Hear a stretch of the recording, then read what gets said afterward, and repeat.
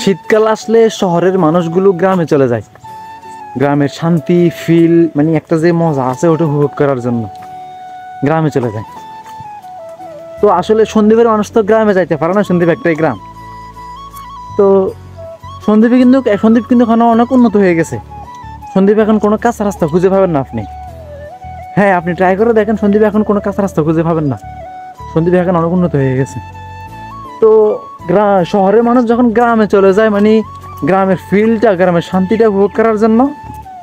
তো আজকে আমি আপনাদেরকে সন্দ্বীপের কাঁচা রাস্তার ফিল, শান্তি যেটা আছে আপনাদেরকে আমি ওটা দেখাতে চলতেছি। ওটা দেখতে হলে আমার ভিডিওটি শেষ পর্যন্ত দেখতে হবে।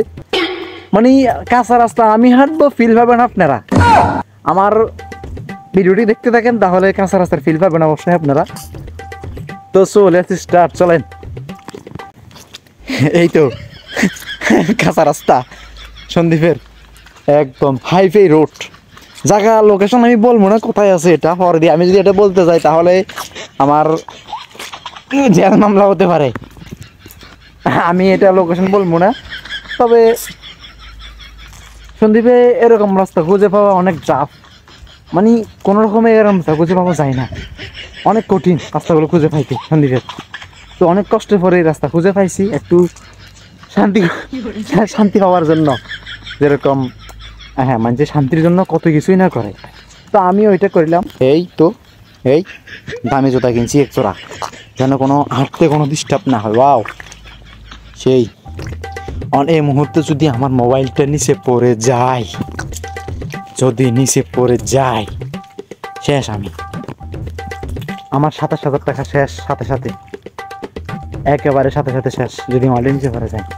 দেখেন আরেকটু দেখাই, এই বাহ, সেই রাস্তা দেখছেন? এটা ফিল কত যে শান্তি পাইতেছি। আমি কিছুক্ষণ পরে আপনাদেরকে আমার পায়ের অবস্থা দেখাবো, মানে কেমন হইতেছে হাঁটার ফিলিংসটা। হ্যাঁ, সন্দ্বীপে এমন রাস্তা খুঁজে পাবো অনেক টাফ, মানে অনেক কঠিন। এরকম রাস্তা সন্দ্বীপে যে আছে বলারও বাইরে, মানে ধারণার বাইরে। এখনও সন্দ্বীপে এরকম রাস্তা আছে? আমি তো ভাবছি সন্দ্বীপের রাস্তা অনেক, মানে সন্দ্বীপ অনেক উন্নত হয়ে গেছে, সব রোডঘাট সব ফাঁকা হয়ে গেছে। যেরকম মানুষ যেরকম উন্নত হয়ে গেছে, আমি তো ভাবছি রাস্তাঘাট সব কিছু উন্নত হয়ে গেছে।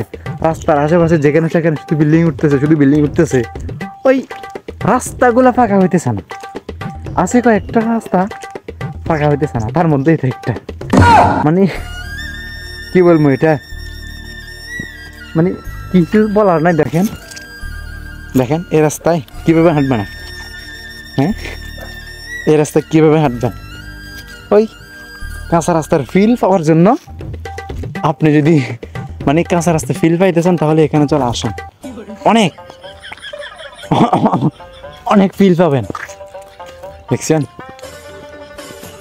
অনেক ফিল পাবেন। আমি আসছি হাঁটার জন্য, আমি এখান দিয়ে প্রতিদিন হাঁটি আমি, তো তাই ভাবলাম একদিন আপনাদের কাছে একটু করে শেয়ার করি। না, যেহেতু আমার কাম হচ্ছে ভিডিও করা, ব্লগ করা, যেখানে সেখানে গিয়ে নতুন কিছু তুলে ধরা ক্যামেরার মাধ্যমে আপনাদেরকে দেখানো, তো তাই আমি এটা তুলে ধরলাম, আপনাদেরকে দেখাইলাম। এটা আরই। তো আপনিও চাইলে আসতে পারেন এই রাস্তার মধ্যে, লোকেশন দেবো না আমি, কিন্তু আমি কোথায় আছি ওটা খুঁজে বের করবেন, তারপরে চলে আসবেন এই রাস্তা। তো আপনারা ভোট দিচ্ছেন না, অমুক ভাইয়ের মার্কা, অমুক ভাই হলে জয়, কাঁচা রাস্তা ফাঁকা চাই, এরকম একটা স্লোগান দিয়েছিলেন না, অমুক ভাই অমুক ভাই। হ্যাঁ, ভোটের সময় তো আব্বা ডাকে গেলেন, আমার আব্বা আমার আব্বা আমার আব্বা ডাকেন না ভোটের সময়। এখন তারা কোথায়?